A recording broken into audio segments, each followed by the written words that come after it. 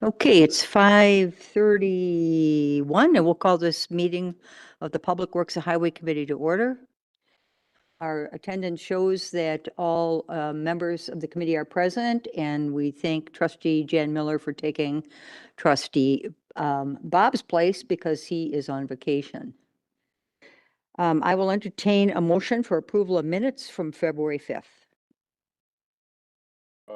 I'll make a motion to approve the minutes of February 5th. I'll second. All in favor? Aye. Aye. Opposed? None. Public comment, it doesn't appear like there's anybody here from the public tonight, so I guess we won't be having any public comment. Unfinished business, we have none. Moving on to new business A, award of a contract for High Point Pass construction to Vinton Construction in the amount of, is that 2 million? Yes, yeah, $96,440. Matt. yeah. So we've been working on the design for High Point Pass for a number of months now. That was something that R.A. Smith was working on. And I just wanted to give you a little background on this project. So this was a project that was part of a group of TID approved projects back in April of 2024. So since that time, we've been working through the design process and recently had it out to bid. It's important to note that that completing this work on time fulfills the requirements of two different agreements that we have. One with the Truck Country Development and one with MLG, who is the parcel just to the east of where High Point Pass will be. I can pull up an overview sheet if it's in the packet as well. But you can get an idea of, roughly where High Point Pass is and what it'll look like. So coming south from, if you can see my cursor, coming south from Holy Hill Road, there'll be 2 lanes in each direction, and it'll be divided. There'll be access to the Holy Hill storage in this location. That'll be the secondary access for them. And then the main entrance for Truck Country and the primary access for Holy Hill storage will be on this new driveway that we're anticipating. And then it'll continue south to the railroad where you'll have this roundabout. So this is the design. And then in addition to the road work, we're also connecting the sanitary sewer through the MLG parcel. And that's part of the agreement that we have with them. And then water will come down High Point Pass and end right here for Truck Country to connect. So overall, it was a good bid. We did only have 2 participating, but both of the bids were substantially under what the construction estimate was. That was around 2.9 million. The winning bid was Vinton at 2.178 million. And staff is requesting the award to them with a 10% contingency, which would make it $2,396,440. And we've worked with Vinton before? We have. They did a job for us just this past year and are happy with the work. Okay, committee? I'll make a motion to approve the contract for High Point Pass construction of Vinton Construction in the amount of $2,396,440. I'll second. Comments, questions, Jan? Yep. So this is for the Truck Country and MLG. Are all of the funds being taken out of TID 8? That's my understanding. Okay. Yes. And then on the letter from R.A. Smith, I just want to get the amount right. Mhm. It says 2,415,112. Yeah, the number in the R.A. Smith letter, and I anticipated this would be a little confusing, but it included two different approaches for getting the sanitary sewer to its endpoint in Holy Hill Road. One was through directional drilling and one was through an open trench. The open trench was the best way to go, the cheapest. Okay, So that's the route we took, and then we deducted the boring amount out of this bid. So okay. that's why you're seeing the discrepancy in the numbers. So your number is correct. Correct. And then follow up, your number it has the 10% contingency. Correct. I've heard conversations about adding the contingency. So are you guys doing that now? Mhm. Are you're still doing it, or are you gonna have another discussion about? Rick, you have a comment? Well, I was just gonna give a little history. We have in the past done contingencies. Trustee Warren has been opposed of doing that recently, and that's probably, we really haven't decided on that No, yet. But through our discussion, at least I know this has been going on forever. You have to have some type of contingency. So many things can change in a project of this magnitude. We don't want that firm to come running back for every, $5,000, $10,000. With the contingency built in and with good budget management from Matt and his team, I have every confidence that this will come in on budget and we probably won't even use the contingency. But Okay, it's good to have, so we don't have to keep redoing the whole thing, talking about it every couple months. okay. That's good. And then you call this at the end of High Point Pass, you call it a roundabout. Is it a roundabout or is it actually a turnaround? Like a cul-de-sac. Get my microphone to work. Yeah, cul-de-sac. Just It use is a the- cul-de-sac. Use the wrong term there. And then it's worth noting that cul-de-sac, may eventually come out and the road may extend, crossing the railroad and then connecting south to Freistadt. That is something that the village of Richfield is working on, acquiring the right of way south of the railroad, down to Freistadt. And I understand they're making some progress on that. Okay. And then you connected the sewer. Is that going almost like through the right side of MLG? Yes, if you look at that, that overview, Right. you'll see it kind of at the bottom of the screen, coming along the east side of the MLG property and then turning to the west. And And- then to the connection point in Holy Hill Road. So that's included in here. That's included. Yep, the water, sewer, and road construction are all included in this. Is the water line the one that's running around along the road? It's basically going to be straight down High Point Pass right from Holy Hill Road. So it doesn't have the same route that the sewer does. And is this, does this road have a boulevard to Truck Country? It kind of looks like there's some sort of median in there. There is a median. Yep, there's 2 lanes in each direction and there's a median. Okay. There's a gap. I don't have it on the screen anymore, but there's a gap for access to the Holy Hill storage for their secondary entrance. Oh, I And see. then the Yeah. median ends right at the Truck Country and Holy Hill storage driveway there. Okay. In which point it tapers down into just 2 lanes.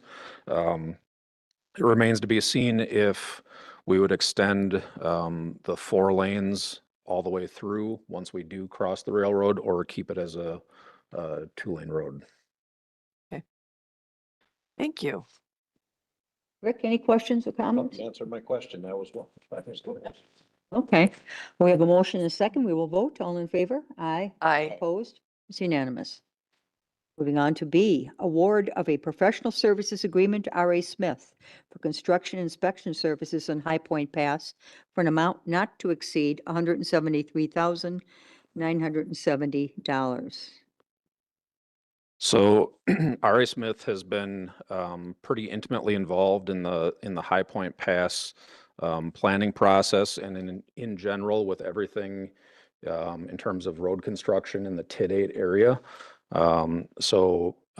Similar to what we did with Donjas Bay Road, where Grafe had that relationship with us on Donjas Bay and with the new public works facility, we think it's appropriate to continue with R.A. Smith through the construction inspection here for this amount. That's a not to exceed amount.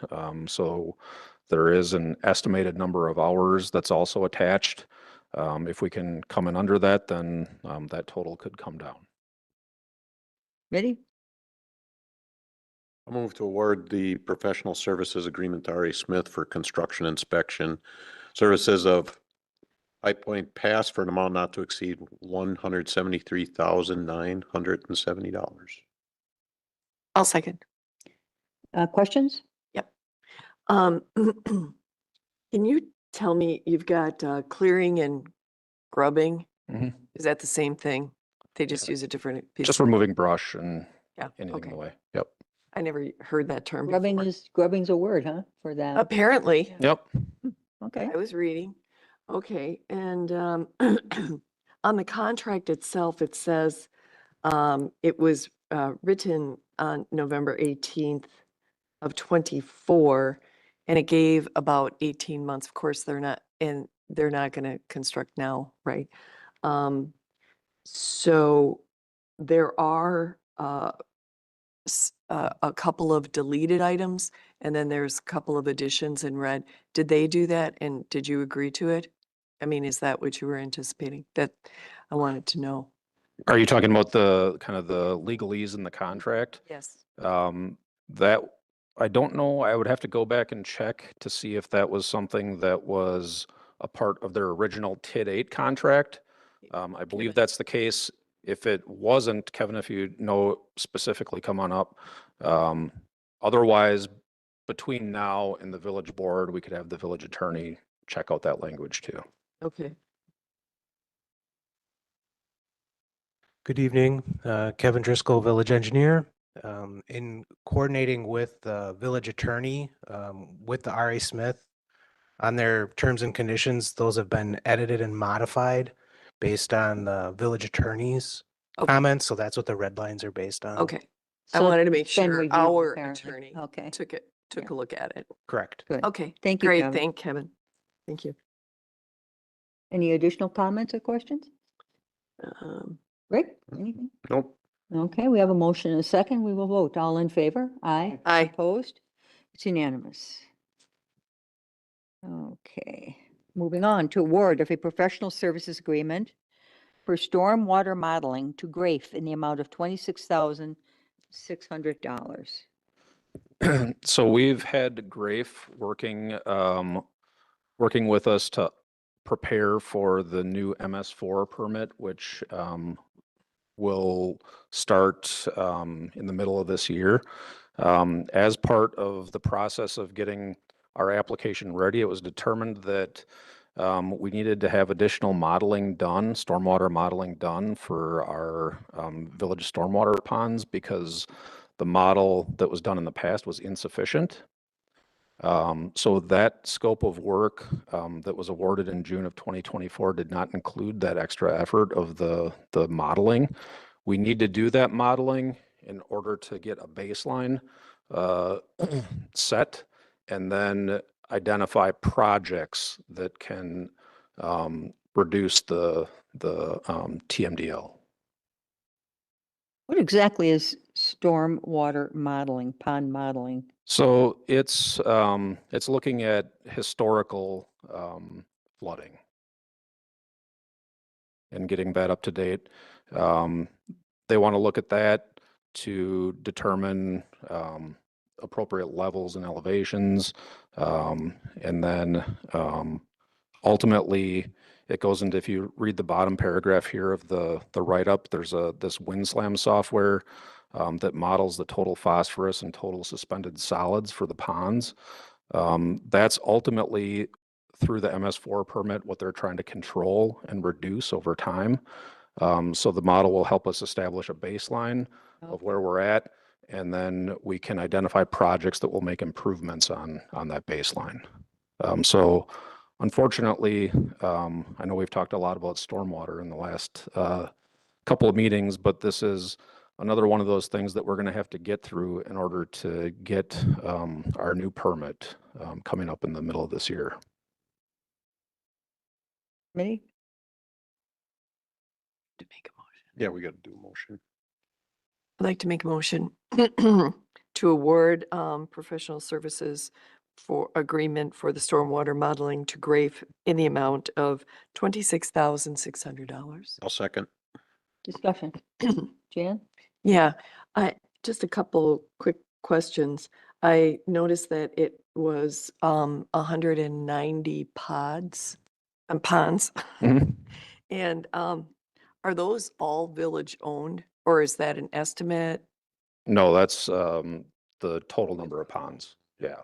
All The village owns 33, is that right? Right around there. just 33? Oh, And I didn't mention at the start, but we did have, like I mentioned, we did have Grafe working on this permit application.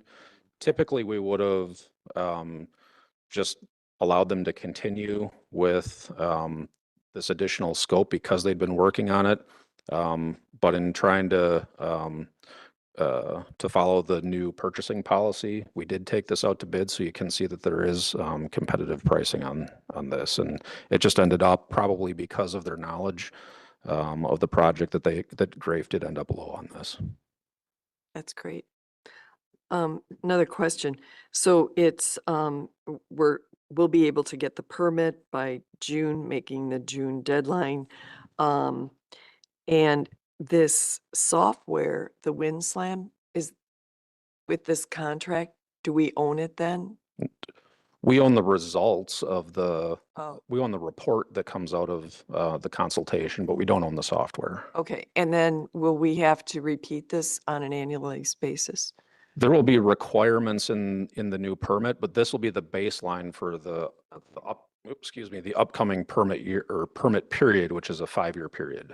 Oh, we get 5 years. Okay, so that's good. And I just wanted to make a comment on, you gave dates for getting approval. And I think you have to move that village board approval date to 5/19. We always meet on a Monday. Just double check that. Okay. Any additional comments or questions? Rick?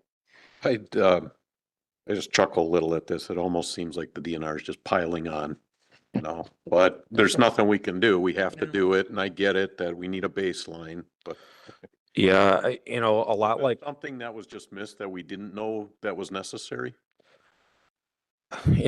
we talked about the CPR report last time and how we're kind of behind the 8 ball with the PSC and not having done a lot with it for 4 or 5 years. Well, this is along those lines where, this is something that's been known about for a period of time and probably could have been dealt with more proactively over a period of a number of years. But now we're stuck with the permit, expiring at the end of May and having to get this work done quickly in order to comply.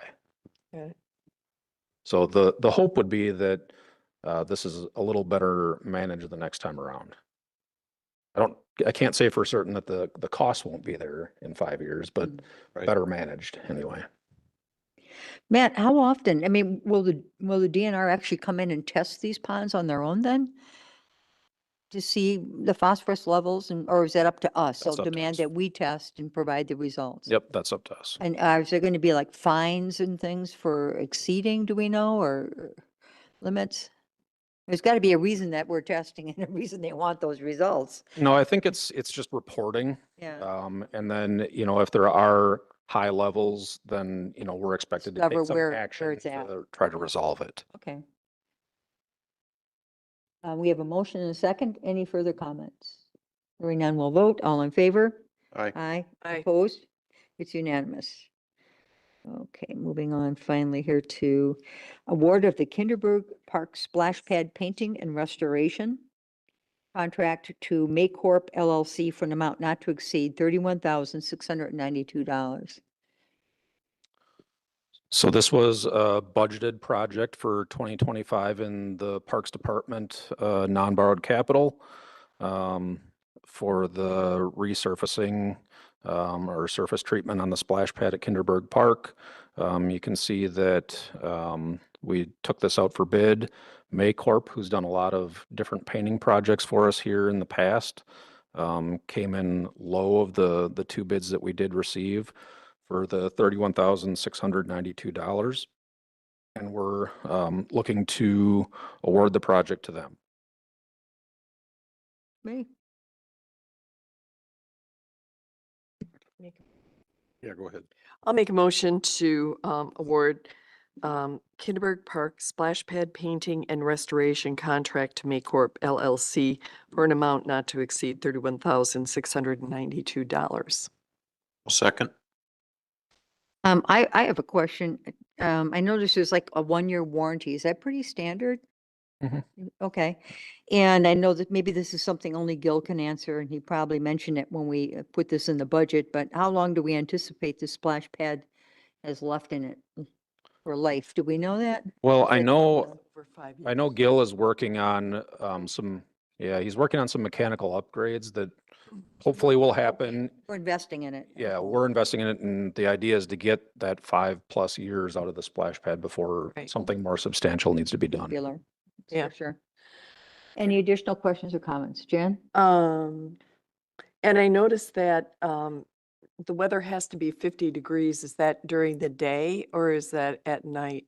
So I was just wondering approximately when that would start. Yeah, I mean, it's probably 50 degrees consistently, so it's going to be a work. The idea will be to have the work done by Memorial Day, so the splash pad can be open. Okay.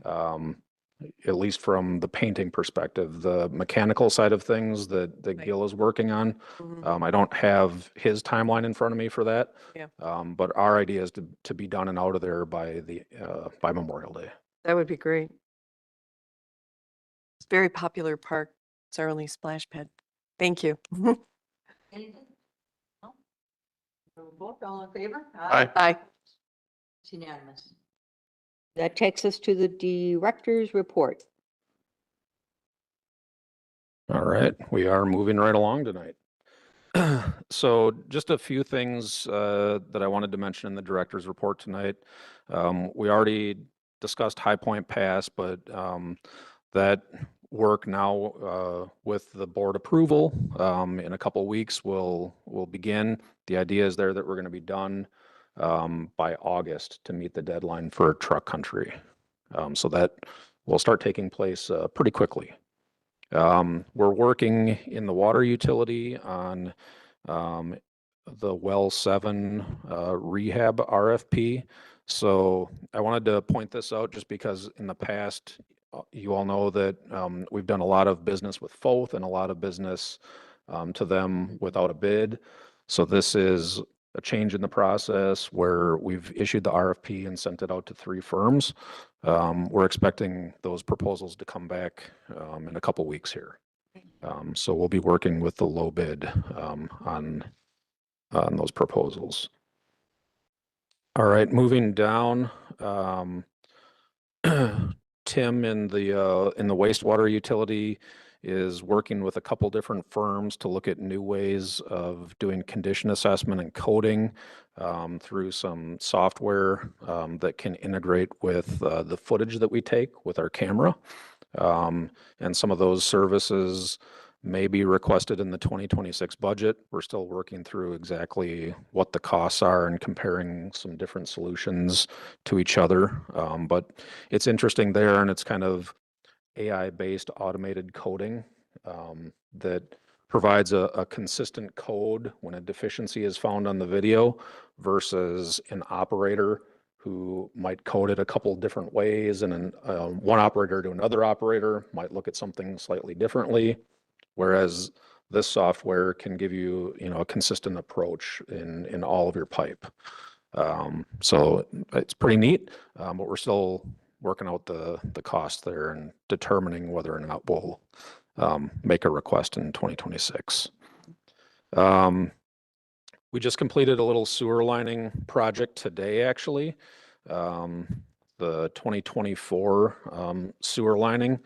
I don't know if I have it up. It's just north of Donjas Bay in the business park. It's the last lining to go under a pond. Over the last 3 years, we've done sewer lining projects where the sewer line is going under a pond. We want to line those to prevent infiltration of the water into the pipe. North of Donjas Bay, right by the DPW. By Business park or DPW. industrial park? I'm still Industrial. getting those mixed up. Business? Okay, business. Business, yeah, okay. All right. Good answer, Stephen. Okay. Um, moving down the list here, we became aware here in the last couple of weeks that the village had received a grant for traffic signal improvements on County Line in Appleton. So that was interesting to me. I hadn't heard about it in my year here. But I think what happened is the project was awarded, and then there was a big transition here at Germantown, and the DOT just had trouble finding somebody to get in touch with and keep the project on track. So we're able to get it back on track and push out the timeline. So in 2026, the signal improvement will go into design, and then 27 would likely be construction. Yeah, well, and that really helped us, because if the original timeline had design was required to be done by June of this year, and I figured out that we had received this, and I was like, well, we didn't budget for that money. So getting it pushed out into next year allows us to create the budget to do the work. The way these grants work is instead of the DOT paying for design and doing construction, managing the construction like they did on Maple and Lannon, this is a project that we conduct and then are reimbursed for. What exactly do we have planned for that? Maybe I should know that, but I don't. For the signal improvements? Yeah. It's basically replacing all of the signal infrastructure in that intersection. Over them, Oh, over, so you can with the see big it. hurricane posts and the whole work. Right. or- Yeah, I don't know if it's dialed into that degree, but I know it includes signals over every lane, Good. replacing the poles, replacing the signals themselves, the controllers, and so on. Okay. And what about the timing? We're I'm just sh- talking about. I'm it sure if last night. there's changes to the system and the geometry that would be included, but again, it's just too early to know. Isn't that all controlled though by the DOT now? That's our intersection. Oh, that's ours yet. Yeah, I remember that because we pulled fiber a few years ago in order to do that. And then they were gonna take it over. Got it. So 2027 is the actual work. 27 will be the construction, 26 will do design. Now, will this amount cover everything? As of now, that's the estimate, yes. Okay. Yep, we'll work with, Lights are expensive. They are. I'm blown away at the price. Yeah. yeah, it's, Crazy? Yeah. Yeah, they're just like everything else, they're more and more technical. And there's a lot of, controllers and cameras and other things doing work in these intersections now that make them fairly complicated. I was wondering why you were saving a knockdown signal. And he said, oh, they're really expensive. And the time it takes to get the replacement too. Yeah, so overall, I think that's really good news for Germantown to get that grant, and I'm happy that we're able to get it back on track. So moving on in the report, we've had these ongoing working groups. The safety working group just actually wrapped up today. So some of the things that we're able to accomplish with the safety working group were to institute every other week safety talks that we have with our staff. We set up our annual training, which includes about 10 different topics to take place over 2 different days throughout the year. And then one specialized training for each group related more specifically to the type of work that they do. And then we're standing up a safety committee that can review safety procedures and policies and accident investigations and a host of other safety-related topics that the committee can discuss. The equipment group is making a lot of progress. There's a lot of work there, but we've gone through and identified and categorized all of the equipment. So we've got a lot of information in one spreadsheet now. Spent a lot of work with Scott and his group to pull that together, as well as the utilities. Next steps there are to identify life cycles for our equipment groups and replacement costs and start to build out a budget over a number of years and then figure out, where there's opportunities for savings, maybe opportunity or other areas where the village is short. Eventually we'll bring some of that information to you, but it'll be very helpful to us in the budget development process. And you can analyze if you can use equipment in various divisions. Yeah, absolutely. And there are pieces of equipment that are used like that now, but there's certainly the potential that there could be additional equipment utilized that way. So instead of having two in, two different divisions, we have one that's shared. Another option, when we're talking about equipment reduction, could be for lightly used equipment, rental might be an option. Now on the flip side, there could be situations, and I'm thinking about one of the topics we discussed last time, brine production, where if we really want to make advances in brine production, that's probably going to be a place where we need to be purchasing more equipment over time. So there's going to be a little bit of a balance there. All right.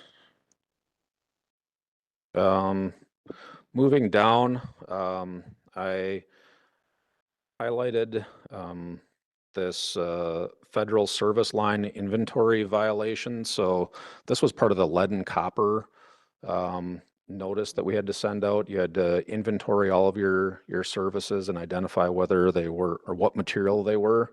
What we submitted to the DNR and ultimately went to the EPA was determined to be insufficient. So we're working through the data and trying to identify the deficiencies and get them corrected. It actually, the violation isn't great, but the timing works out well because we're kind of doing the same effort for that CPR report and are finding some of the same things. So I think correcting one will kind of correct both in some cases. But the hope is to get that back on track pretty soon. Do they give you a time limit to reply? Good question. I don't know off the top of my head. All right, moving down into the department update. I just wanted to give a brief update on road construction. There's been a lot of moving pieces, so I want everybody to know what to expect in 2025 when it comes to ARIP to Division Road and then for the road program and Squire. So with ARIP, what we're thinking of doing, I'm sorry? What is ARIP? That's the Agricultural Road Improvement Program. Oh, right, the grant. The grant for Rockfield Road and Pleasant View Road. We're awarded both, but we think in order to be able to do the work in a manageable way that we're going to split that into 2 years, and that is something that's allowed with the DNR. So we're going to do Rockfield Road in 2025, and the plan will be to do Pleasant View in 2026. Another reason for that is that's the river crossing that we needed some design work done on. You might recall that agenda item. I think that was the last meeting. We need that to be completed in order to complete the design for Pleasant View. So that will give that more time. So for the Agricultural Road Improvement Program, Rockfield Road this year, Pleasant View next year. For Division Road, what we're doing right now is we've submitted to the utilities all the potential conflicts and are going to begin a process to attempt to resolve those. So I think that's going to take some time. In addition to the work that we're doing to acquire the right-of-way on those unplatted parcels, I think it's unlikely, I'm not going to totally rule it out, but I think it's unlikely that we'll see actual road construction on Division Road this year. We may see some of the utility relocates happening. And then the last thing I wanted to mention is Squire. That was scheduled to be done this year as part of the LRIP program. And it's with LRIP, we're able to do it either this year or next year. What we need to see are the bid results from the road program, which is also out to bid right now, before we can know for sure if we have enough money to complete Squire. The other change with Squire is that it was originally specified as a mill and overlay, and we think that because of the heavy volume of traffic and the weight of the traffic, that we want to do a full depth on that one. So that is the update. Be happy to take any other questions. I have one question. It's probably worked by other agencies, at least I believe it is.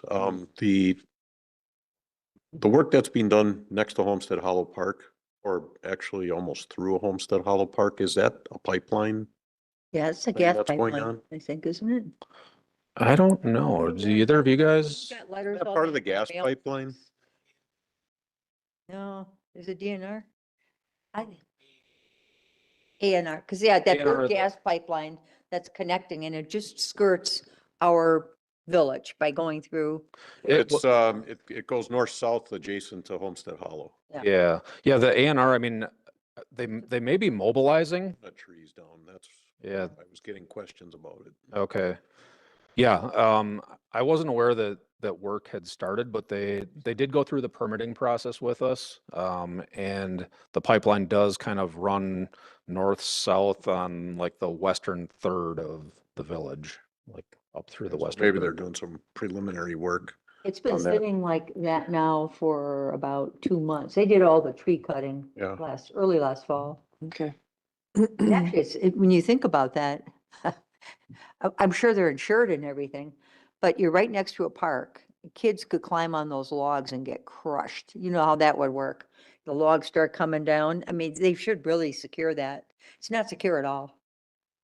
But just a thought. Yeah, well, we could, if it's a permitted area, we could take a look at it. I just give it a drive by and just see. 'Cause I mean, those log piles are 12 feet tall. Yeah. And it's just asking people to climb on them. Anyway, And the other one actually relates to that, I guess, and that's the tree trimming. It says it's ongoing. Where are we at with that whole process? The Mary Booth and Highland. Yeah. We're essentially done through there. And we did start, Scott, remind me on the subdivision or the area we started in. Yeah, so we did some initial work there. That'll likely pause at some point here in the next couple of weeks, and we'll have to pick it up next winter. Ashland is doing a considerable amount of cutting on Freistadt Road. Yeah. in the last couple of weeks too. they make those pine trees look bad. I know, I saw that. Talk about a bad haircut. I feel sorry for those people that live there. But I mean, these trees are so tall, they're right Who did the by the cut? wires. Well, We Energies, but it's Ashland that's doing it. Yeah. And Utility cutter. there are so many trees in those lines that I get. Is that, They haven't been touched in many years, probably Yeah. decades. is our tree program in Willow Creek Road on that? Is that Willow Creek Crossing subdivision?